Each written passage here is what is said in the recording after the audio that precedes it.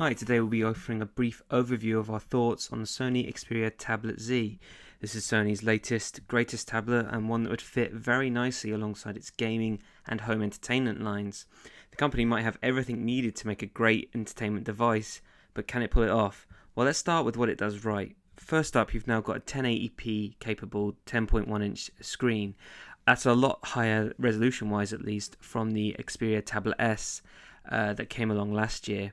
The screen also has superb viewing angles, great colour, and the brightness is pretty decent too, although we often stayed above 50% nearly all the time we were using it. The screen is also not cut from the same cloth as the similarly named Xperia Z smartphone, one that was surprisingly disappointing, although it was the same resolution. Sure, there are tablets with crisper displays, both the Nexus 10 and the iPad pack more pixels into a very similar screen size, and 1080p remains a passable resolution for a tablet of this size. Design-wise, this is a renovated, refreshed new look for the Xperia tablet range, and one that matches the phone of the same name.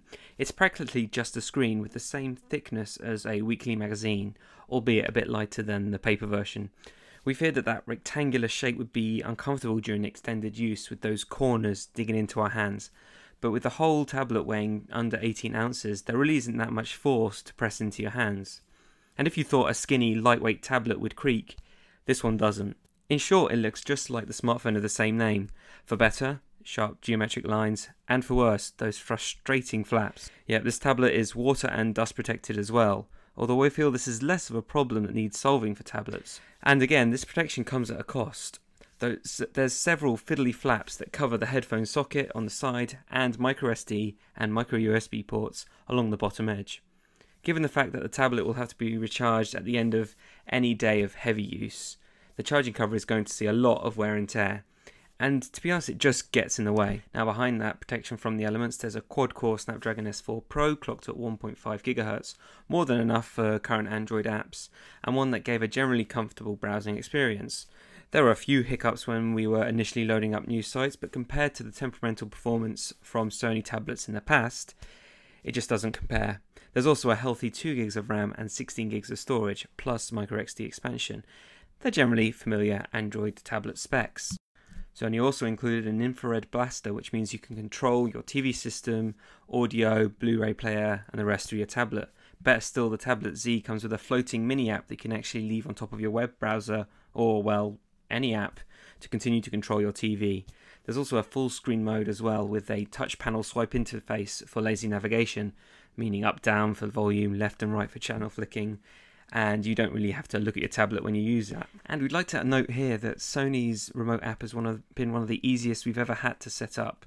Across LG, Panasonic and Samsung devices, we had no issue pairing it almost immediately with the tablet. Now, while the Tablet Z did arrive with the requisite Music Unlimited bloat that we're still not using, it didn't come with Sidescreen app, an app that's very much geared towards connecting with that remote functionality.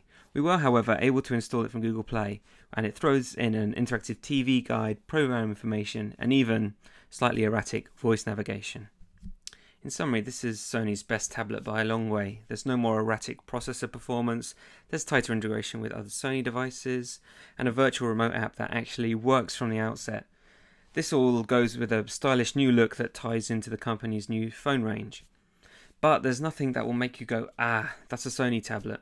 Samsung already does an Android tablet with a built-in I/O blaster, even phones are arriving with it built in. And while the screen opens up a world of full definition content, there are already tablets out there that are noticeably crisper, and these are tablets that have been out for a while. The Xperia Tablet Z launches later in May, priced at $599 or £499. Check the full review at engadget.com.